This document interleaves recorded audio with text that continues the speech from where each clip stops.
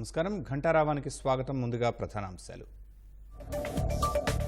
నూతన మద్యం విధానంపై తుది దశకు ప్రభుత్వం కసరత్తు. క్వార్టర్ 80 నుంచి 90 రూపాయలకే అందించేలా యోచన.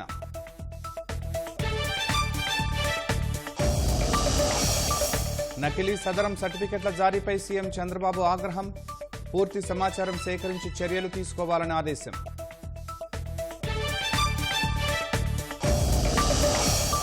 టీడీఆర్ బాండ్లపై మరింత లోతుగా ప్రభుత్వ విచారణ. కుంభకోణంపై దర్యాప్తును సీఐడీకి అప్పగించే అవకాశం.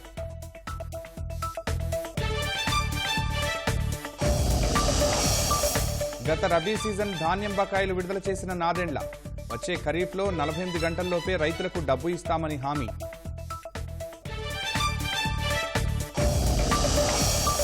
సెబీ చీఫ్పై హిండెన్బర్గ్ మరిన్ని ఆరోపణలు. దర్యాప్తును సీబీఐ లేదా సిట్కి అప్పగించాలన్న కాంగ్రెస్.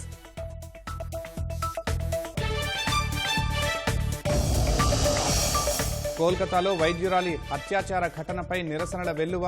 పోలీసులు కేసు ఛేదించలేకపోతే సీబీఐకి అప్పగిస్తామన్న మమత.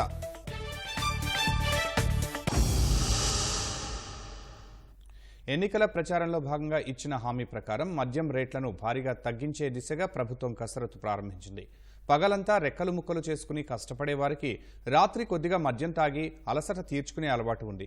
వైసీపీ హయాంలో మద్య నిషేధం పేరుతో విపరీతంగా ధరలు పెంచేసి నకిలీ బ్రాండ్లను దించేశారు. దాంతో మద్యం ప్రియులు జేబులు గుల్ల కావడమే కాకుండా ఆరోగ్యమూ చెడిపోయింది. యువత కూడా గంజాయి, మత్తు పదార్థాలకు బానిసలుగా మారిపోయారు. కూటమి ప్రభుత్వం తక్కువ ధర కేటగిరీలో వివిధ రకాల ప్రముఖ బ్రాండ్ల క్వార్టర్ బాటిల్ ధరను 80 నుంచి 90 రూపాయలకే విక్రయించాలని భావిస్తోంది.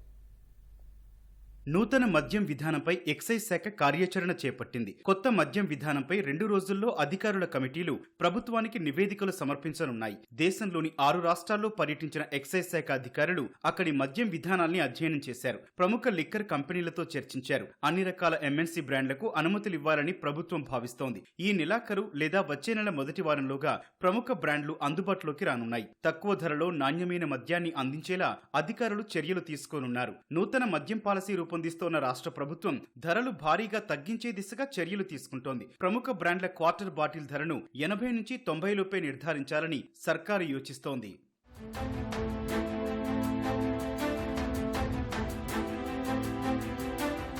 తక్కువ ధర కేటగిరీలో జగన్ ప్రభుత్వం క్వార్టర్ బాటిల్ ను 200 రూపాయలకు అమ్మకాలు జరిపింది. అప్పట్లో అధిక ధరలకు మద్యం కొనలేక యువత గంజాయి, ఇతర మత్తు పదార్థాలకు అలవాటు పడ్డారు. జగన్ ప్రభుత్వ విధానాల వల్లే గంజాయి వినియోగం పెరిగిందని అధ్యయనంలో తీరినట్లు ప్రభుత్వం చెబుతోంది. రోజంతా వివిధ రకాల పనులు చేసుకునే పేదవారికి కూడా పెరిగిన ధరలతో చాలా కుటుంబాలు చిన్నాభిన్నమయ్యాయి. చాలా మంది మహిళలు తన భర్త సంపాదించే సొమ్మంతా తాగుడికే ఖర్చు పెట్టేస్తున్నారని, ఇళ్లు గడవడం లేదని ఆవేదన వ్యక్తం చేశారు. పరిస్థితిని అర్థం చేసుకున్న నాటి ప్రతిపక్ష పార్టీలు తెలుగుదేశం, జనసేన, బీజేపీలు మద్యం ధరలు తగ్గించి నాణ్యమైన లిక్కర్ అందిస్తామని హామీ ఇచ్చాయి. అందుకు తగ్గట్టుగానే ప్రభుత్వం కార్యాచరణ సిద్ధం చేస్తోంది. ఈ నెలాఖరు లేదా వచ్చే నెల మొదటి వారంలోగా ప్రముఖ బ్రాండ్లు అందుబాటులోకి రానున్నాయి. అక్టోబర్ నుంచి కొత్త మద్యం విధానం అమల్లోకి రానుంది.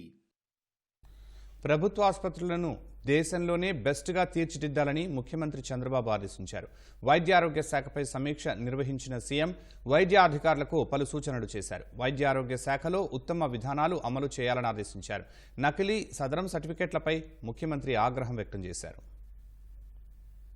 వైద్య ఆరోగ్య శాఖలో 2014-19 మధ్య అమలు చేసిన ఉత్తమ విధానాలను మళ్లీ ప్రవేశపెట్టాలని సీఎం చంద్రబాబు ఆదేశించారు. ప్రభుత్వం తరపున యాప్ రూపొందించి హెల్త్ కార్డు ద్వారా ప్రైవేట్ ఆసుపత్రిలో చేరిన వ్యక్తికి సంబంధించిన వివరాలు పొందుపరచాలన్నారు. సదరు ఆసుపత్రి రోగికి అందించే వైద్య సేవలు, ఎక్విప్మెంట్, మందుల వివరాలు కూడా ఉండాలన్నారు. ప్రభుత్వ ఆసుపత్రుల్లో పరిశుభ్రత తప్పనిసరిగా పాటించాలని, రోగులకు శుభ్రమైన బెడ్షీట్లు అందించాలన్నారు. ప్రతి నియోజకవర్గంలో పీపీపీ విధానంలో ఆసుపత్రి ఏర్పాటు చేస్తామని, ఆ ఆసుపత్రులకు ప్రభుత్వమే స్థలం అందిస్తుందన్నారు. ప్రభుత్వ పీపీపీ ఆసుపత్రులను ఒకే గొడుగు కిందకు తీసుకొస్తామన్నారు. నకిలీ సదరం సర్టిఫికెట్లపై ముఖ్యమంత్రి ఆగ్రహం వ్యక్తం చేశారు.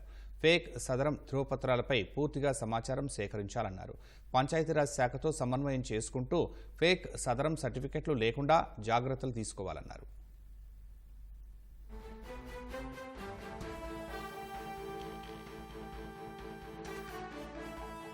ఉద్దానంలాగే ఇప్పుడు మరికొన్ని ప్రాంతాల్లో కిడ్నీ సమస్యలు తలెత్తుతున్నాయని ముఖ్యమంత్రి ఆందోళన వ్యక్తం చేశారు. సమస్యను అరికట్టేందుకు రాష్ట్రంలో కిడ్నీ బాధితులు ఎంతమంది ఉన్నారో మండలాల వారీగా వివరాలు సేకరించాలని ముఖ్యమంత్రి ఆదేశించారు. కిడ్నీ సమస్య కారణాలపై అధ్యయనం చేయాలన్నారు. కిడ్నీ వ్యాధులు అధికంగా ఉన్న ప్రాంతాల్లో అందుబాటులో ఉన్న నీటి సదుపాయంపైన లోతైన అధ్యయనం చేయాలని సూచించారు. క్యాన్సర్పై ప్రజల్లో అవగాహన కార్యక్రమాలు నిర్వహించాలని సీఎం సూచించారు. రాష్ట్రంలో టీబీ రోగులు ఎంతమంది ఉన్నారో సమగ్ర అధ్యయనం చేసి వారికి మందులు అందించాలన్నారు.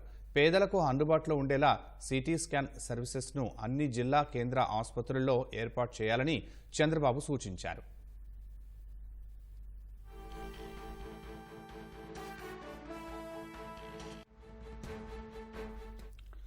ఆసుపత్రుల్లో ప్రసవం తర్వాత శిశువుల మిస్సింగ్ కేసులు రాకుండా జాగ్రత్తలు తీసుకోవాలని ముఖ్యమంత్రి చంద్రబాబు సూచించారు. మిస్సింగ్ కేసులు వస్తే అధికారులపై చర్యలు తప్పవని హెచ్చరించారు. ఎన్టీఆర్ బేబీ కిట్స్ను మళ్లీ తల్లులకు అందించాలన్నారు. రాష్ట్రంలో ఎక్కడా డోలీ మూతలు కనిపించకూడదన్న సీఎం ఫీడర్ అంబులెన్స్ల ద్వారా రోగులను తరలించాలన్నారు. ఫీడర్ అంబులెన్స్లు వెళ్లగలిగినా సాధ్యం కాదని నిర్లక్ష్యం వహిస్తే నేరుగా తానే ఆ ప్రాంతాన్ని సందర్శిస్తానన్నారు. ప్రతి పాఠశాలలో పిల్లలకు కంటి పరీక్షలు చేసిన తర్వాత ఏం చర్యలు తీసుకున్నారో రిపోర్ట్ చేయాలని సీఎం నిర్దేశించారు. టెలిమెడిసిన్కు గతంలో వరల్డ్ బ్యాంక్ నుంచి 2,300 కోట్లు నిధులు తీసుకొచ్చామన్నారు. కార్పొరేట్ లెవెల్లో సేవలు అందించాలని, గ్రామాల్లో ఉండేవారికి టెలిమెడిసిన్ ద్వారా ఉత్తమ డాక్టర్లతో అందించాలని నిర్ణయించినట్లు తెలిపారు. కానీ దాన్ని గత ప్రభుత్వం సరిగా అమలు చేయలేదని విమర్శించారు. టెలిమెడిసిన్పై ఇతర రాష్ట్రాల్లో అమలు చేస్తున్న ఉత్తమ విధానాలు అధ్యయనం చేసి రాష్ట్రంలో అమలు చేసేలా ప్రణాళికలు రూపొందించాలని ముఖ్యమంత్రి ఆదేశించారు.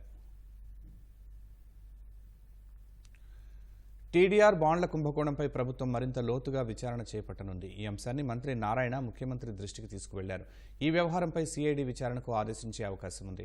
సీఐడీ విచారణకు ఇస్తేనే అసలు సూత్రధారులు ఎవరనే అంశం వెలుగులోకి వస్తుందని ప్రభుత్వం భావిస్తోంది. టీడీఆర్ బాండ్ల కుంభకోణంలో మాజీ మంత్రి కారుమూరిపై ఆరోపణలు ఉన్నాయి. తణుకు టీడీఆర్ బాండ్ల కుంభకోణం జరిగిన తీరును మంత్రి నారాయణ సీఎం చంద్రబాబుకు వివరించారు. ఈ వ్యవహారం కోర్టులో ఉండటంతో ప్రభుత్వం న్యాయ నిపుణులతో సంప్రదింపులు చేస్తోంది. తణుకు మున్సిపాలిటీలో 754 కోట్ల రూపాయల మేర బాండ్లు జారీ చేసినట్టు పురపాలక శాఖ, అవినీతి నిరోధక శాఖలు గుర్తించాయి. మొత్తం 691 కోట్ల రూపాయల మేర అక్రమాలు జరిగినట్టు ఏసీబీ గుర్తించింది. బాండ్ల జారీకి అనుసరించిన విధానంపై ప్రభుత్వ వర్గాలు ఆశ్చర్యం వ్యక్తం చేస్తున్నాయి. స్థల సేకరణ సమయంలో ఎకరాల్లో గుర్తించి బాండ్ల జారీకి చదరపు గజాల్లో స్థలం లెక్కించినట్టు ప్రభుత్వం గుర్తించింది. ఎకరా 55 లక్షల రూపాయలకు సేకరించి బాండ్ల జారీకి ఎకరా 10 కోట్ల రూపాయలు విలువ చూపడంపై విస్మయం వ్యక్తం చేసింది. ఇప్పటికే ఈ వ్యవహారంలో ప్రభుత్వం మున్సిపల్ కమిషనర్ సహా 3 సస్పెండ్ చేసింది. రాష్ట్ర వ్యాప్తంగా 2019-24 మధ్య కాలంలో జారీ చేసిన టీడీఆర్ బాండ్లపై ప్రభుత్వం అంతర్గత విచారణ చేస్తుంది. కేంద్ర ఆర్థిక మంత్రి నిర్మలా సీతారామన్తో రాష్ట్ర ఆర్థిక మంత్రి పయ్యావుల కేశవ్ సమావేశమయ్యారు. రాష్ట్ర ఆర్థిక పరిస్థితుల గురించి కేంద్ర మంత్రితో చర్చించారు. కేంద్ర ప్రభుత్వ పథకాలకు మ్యాచింగ్ గ్రాంట్లు, గత ప్రభుత్వ హయాంలో వినియోగించుకోని నిధులకు సంబంధించిన విషయాలపైన చర్చలు జరిపారు. ఈ సమావేశంలో తెలుగుదేశం పార్లమెంటరీ పార్టీ నేత లావు శ్రీకృష్ణదేవరాయలు పాల్గొన్నారు. భూ అక్రమాలపై 45 రోజుల పాటు ఫిర్యాదులు స్వీకరించి సమస్యలు పరిష్కరిస్తామని రెవెన్యూ శాఖ మంత్రి అనగాని సత్యప్రసాద్ వెల్లడించారు. వీఐపీ ప్రారంభ విరామ దర్శన సమయంలో తిరుమల శ్రీవారిని మంత్రులు అనగాని, గొట్టిపాటి రవికుమార్ దర్శించుకున్నారు. ఆలయ అధికారులు మంత్రులకు స్వాగతం పలికి దర్శన ఏర్పాట్లు చేశారు. గర్భాలయంలో స్వామివారిని దర్శించుకుని మొక్కులు చెల్లించుకున్నారు. గత 5 ఏళ్లలో విద్యుత్ ఛార్జీలు విపరీతంగా పెంచారని గొట్టిపాటి మండిపడ్డారు. మా డిపార్ట్మెంట్ తరఫున కూడా ఏదైతే రెవెన్యూ సదస్సులు పెడతా ఉన్నామో, ఎందుకంటే గత 5 సంవత్సరాల్లో ఈ రాష్ట్రంలో ఉన్నటువంటి అన్ని భూములు అన్యాక్రాంతం అయిపోయినాయి. 16వ తారీఖు నుంచి ఈ కార్యక్రమం 15 లాంచ్ చేస్తాం. 16 నుంచి 45 రోజుల పాటు ఎవరు ఎక్కడ ఎలాంటి అన్యాయం గురైనా కూడా వారు అక్కడ అర్జీలు ఇవ్వచ్చు. దాని తర్వాత మరి ముఖ్యంగా 45 రోజులు దీన్ని పరిష్కరించడానికి. అలాగే అయితే గ్రామాల్లో కూడా ఫోన్ చేస్తా ఉన్నారు, మేము బయటపడి చెప్పలేకపోతున్నాం, భయపడుతుంటే వాళ్ళకు కూడా సపరేట్ కాల్ సెంటర్ పెట్టి వాళ్ళ సమస్యలు పరిష్కరించే దిశగా తప్పకుండా ఈ ప్రభుత్వం ముందుకు పోదని తెలియజేస్తాం. 100 సంవత్సరాల నుంచి ఎప్పుడెప్పుడు ల్యాండ్లెస్ పూర్కి ఇవ్వడం జరిగింది. దాని తర్వాత ఎన్నో యాక్ట్లు మారినాయి. వీళ్ళు యాక్ట్లను దుర్వినియోగం చేసి వాళ్ళ ఇష్టానుసారంగా ఎవరికైతే ఊర్లో నచ్చలేదో వాళ్ళ భూములు కూడా 22A పెట్టి బ్లాక్ చేయడం, మళ్ళా వాళ్ళ 20%కే కొనుక్కోవడం, అలాగే ఫ్రీ హోల్డ్ చేస్తారని చెప్పేసి కూడా గతంలో ఏదైతే 596 జీవో తెచ్చారు దాన్ని కూడా ముందు ఉన్నటువంటి వాళ్ళందరూ కూడా 10% 20% ఇచ్చి వాళ్ళకి అన్యాయక్రాంతం చేసినటువంటి పరిస్థితి అన్ని కూడా మాకు వచ్చాయి. కాబట్టి గడిచిన 5 సంవత్సరాల్లో 1 మెగావాట్ విద్యుత్ ఉత్పత్తి కూడా జరగలేదు ఈ రాష్ట్రంలో. అందుకని చెప్పి ఛార్జీలు విపరీతంగా భారం పెంచి దాదాపు 7-8 సార్లు నుంచి 9 సార్లు దాకా భారం పెంచారు.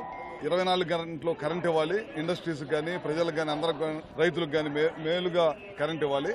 తర్వాత దాని గురించి ఏ విధంగా ఛార్జీలు తగ్గించాలి తర్వాత ఆలోచిస్తాం. ముందైతే మాత్రం నాణ్యమైన విద్యుత్ ఇవ్వాలి, ఉత్పత్తి పెంచాలి. వచ్చే ఖరీఫ్ నుంచి ధాన్యం విక్రయించిన రైతుల ఖాతాల్లో 48 గంటల్లోగా డబ్బులు జమ చేస్తామని మంత్రి నాదెండ్ల మనోహర్ చెప్పారు. అన్ని శాఖలను సమన్వయం చేసుకుని డబ్బులు చెల్లిస్తామని స్పష్టం చేశారు.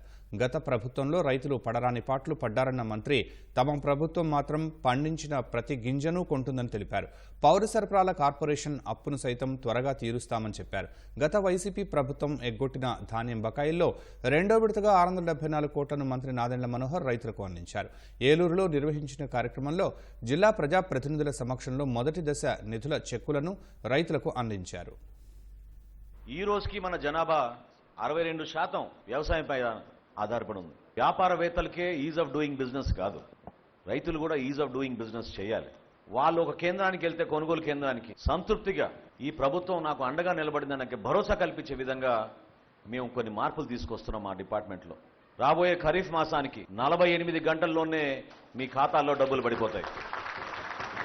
ఎప్పుడు లేని విధంగా మొట్టమొదటిసారి సివిల్ సప్లైస్ కార్పొరేషన్ నుంచి రైతులకి 50% సబ్సిడీ తోటి టార్పాలిన్లు సరఫరా చేయాలని నిర్ణయించుకున్నాం. మీకు అనుకూలమైన దగ్గరలో ఉన్న మిల్లుకే మీరు తీసుకెళ్లి ఆ ధాన్యాన్ని అప్పజెప్పే విధంగా రాబోయే రోజుల్లో మేము ఆ విషయమైన తీసుకుంటున్నాం. పౌర సరఫరాల శాఖ నుంచి ఏదైతే 40,000 కోట్ల రూపాయలు అప్పులు తీసుకున్నారో 2025 మార్చి 31వ తారీఖు కల్లా 10,000 కోట్ల రూపాయలు మళ్ళీ తిరిగి ఈ బ్యాంకర్లకు చెల్లించే విధంగా మేము ఇంటర్నల్గా మేము కూడా ఒక బడ్జెట్ అనాలిసిస్ చేసుకుని సిద్ధమయ్యాం. నిజాయితీగా కష్టపడతాం, మీకోసం కష్టపడతాం. ఎక్కడ కూడా ఈ ఖరీఫ్ మాసానికే మీరు చూస్తారు ఎంత తేడా వచ్చిందో ప్రభుత్వంలో. రేపటి రోజున రెవెన్యూ సదస్సులు ఏవైతే ప్రారంభం అవుతున్నాయో ఆ రెవెన్యూ సదస్సుల్లో మీ అందరికీ కూడా గ్రామ సభలు ఏర్పాటు చేసి 100% మన రాష్ట్రంలో ఉన్న కౌలు రైతులందరినీ కూడా ఆదుకునేటట్టు ఈ ప్రభుత్వం మీకోసం పనిచేయబోతోంది. వైకాపా హయాంలో క్రీడల శాఖలో అవినీతి అక్రమాలపై విచారణ జరిపిస్తామని క్రీడల శాఖ మంత్రి రాంప్రసాద్ రెడ్డి స్పష్టం చేశారు. ఆడుదాం ఆంధ్ర పేరుతో అవినీతికి పాల్పడ్డారని ఆరోపించారు. విజయవాడలోని శాప్ కార్యాలయంలో సమీక్ష నిర్వహించిన మంత్రి సీఎంతో చర్చించాక కమిటీ వేసి అక్రమాలు నిగ్గు తేల్చుతామన్నారు. రాష్ట్రాన్ని స్పోర్ట్స్ హబ్గా తీర్చిదిద్దడమే కూటమి ప్రభుత్వ లక్ష్యమన్నారు. నిబంధనల ప్రకారం పాఠశాలల్లో క్రీడలకు మైదానం ఉండాలని, లేకపోతే యాజమాన్యాలకు నోటీసులు ఇస్తామన్నారు. పీఈటీలు లేకుంటే ప్రైవేటు స్కూళ్ల లైసెన్సు రద్దు చేస్తామని మంత్రి హెచ్చరించారు. మా ప్రభుత్వం ఏర్పాటైన తర్వాత మొట్టమొదటిగా క్రీడా శాఖపై పెద్దలు ముఖ్యమంత్రి వర్యులు నారా చంద్రబాబు నాయుడు గారి సమక్షంలో ఈరోజు క్రీడా శాఖపై రివ్యూ జరుగుతూ ఉంది. ఏ చర్యలు తీసుకుంటే ఈ ఆంధ్రప్రదేశ్ను వచ్చే 5 సంవత్సరాల్లో స్పోర్ట్స్ హబ్గా తయారు చేసుకునేదానికి ప్రయత్నంగా మేము చేపడుతున్నాం. క్రీడా వికాస కేంద్రాలు అయితేనే ఈ రాష్ట్రంలో గత 5 సంవత్సరాల నుంచి జరిగిన అవినీతి కార్యక్రమాలు మీ అందరికీ తెలుసు. ఆ ప్రభుత్వంలో వాళ్ళు తిన్న డబ్బును విషయంలో కూడా ఈరోజు చర్చకు వచ్చింది. దొంగ సర్టిఫికెట్లు ఎవరిచ్చారు, అలాగే ఎక్కడి నుంచి మూలాలు ఎక్కడి నుంచి ఉన్నాయో అవన్నీ వెలికితీసి క్రీడాకారుల యొక్క జీవితాల్లో వెలుగులు నింపేదానికి ఆ ప్రయత్నం కూడా చేపట్టేదానికి ఈరోజు చర్చ జరిగింది.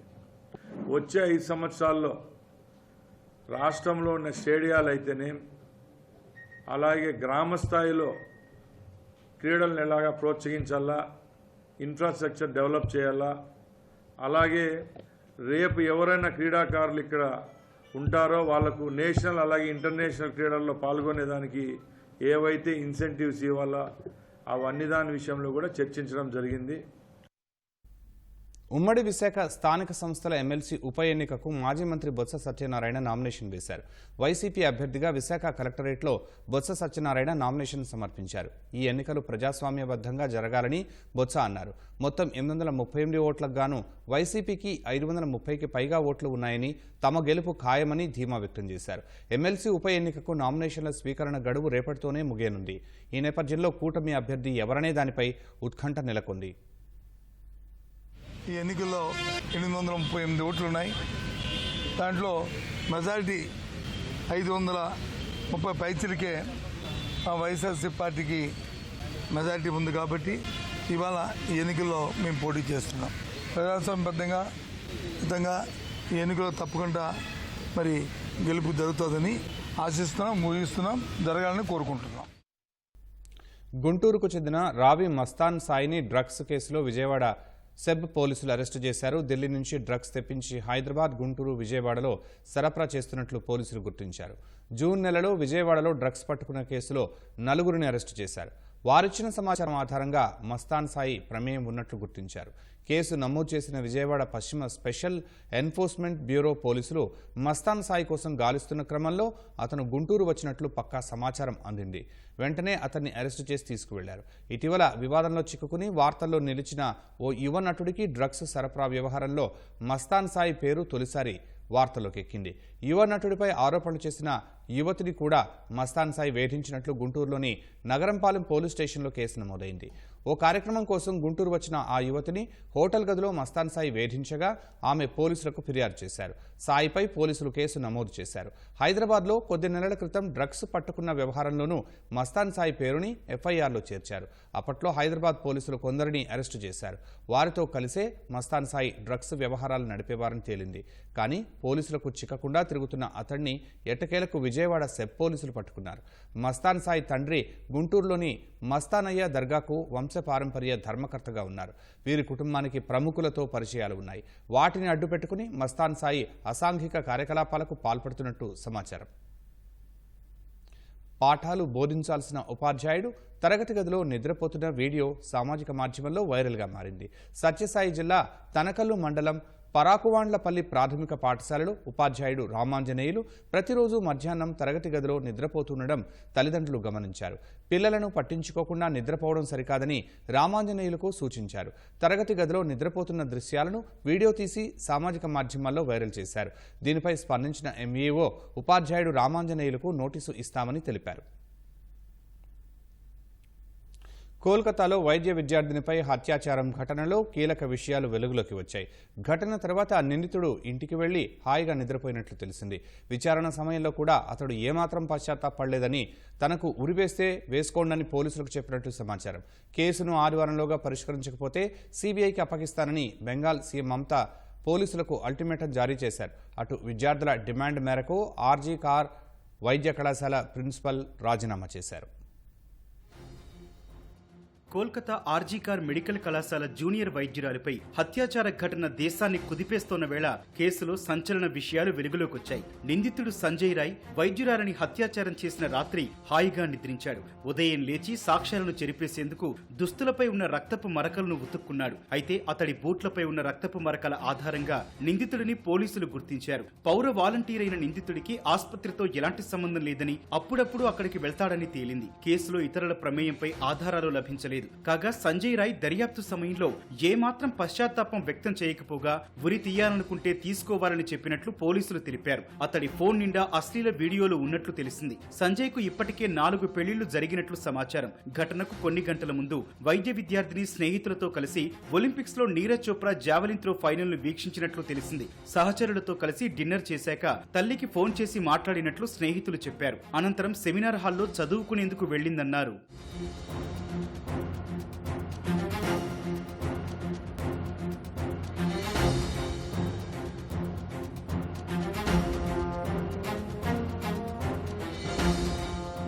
మరోవైపు వారంలోగా కేసును పరిష్కరించాలని బంగాల్ సీఎం మమతా బెనర్జీ పోలీసులకు అల్టిమేటం ఇచ్చారు. లేకపోతే కేసును సీబీఐకి అప్పగిస్తామని స్పష్టం చేశారు. మృతురాలి నివాసంలో కుటుంబీకులను పరామర్శించిన దీదీ కేసులో మరికొందరు నిందితులు ఉంటే వారందరినీ ఆదివారంలోగా అరెస్టు చేస్తామని హామీ ఇచ్చారు. కేసుపై ఫాస్ట్ ట్రాక్ కోర్టులో విచారణ జరగాలని కోరుకుంటున్నట్లు చెప్పారు. అటు ఘటన వివరాలు తెలుసుకునేందుకు కోల్కతా చేరుకున్న 2 జాతీయ మహిళా కమిషన్ సభ్యుల బృందం పోలీసులతో చర్చించింది. అనంతరం మృతురాలి కుటుంబాన్ని పరామర్శించింది.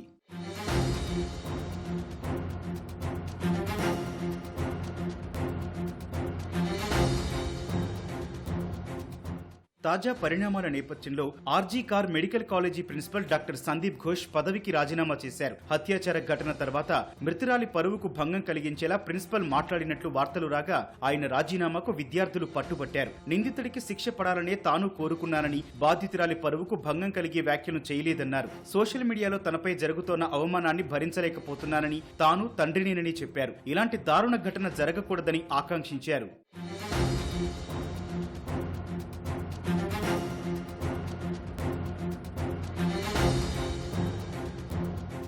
వైద్యురాలి హత్యాచారం కేసులో కఠిన చర్యలు తీసుకుని బాధిత కుటుంబానికి న్యాయం చేయాలని మమతా ప్రభుత్వాన్ని కాంగ్రెస్ నేత ప్రియాంక గాంధీ కోరారు. పని ప్రదేశాల్లో మహిళల భద్రత పెద్ద సమస్య అని, ఇందుకు మరిన్ని చర్యలు తీసుకోవాల్సిన అవసరం ఉందని కేంద్ర రాష్ట్ర ప్రభుత్వాలకు ప్రియాంక సూచించారు. నిందితుడికి కఠిన శిక్ష విధించాలని దేశవ్యాప్తంగా డాక్టర్లు, వైద్య విద్యార్థులు భారీ నిరసన చేశారు. ఆసుపత్రుల్లో కేంద్ర రక్షణ చట్టం అమలుకు కమిటీ ఏర్పాటు చేయాలని డిమాండ్ చేశారు. దేశవ్యాప్తంగా 3 లక్షల మంది డాక్టర్లు నిరసనలో పాల్గొన్నారు.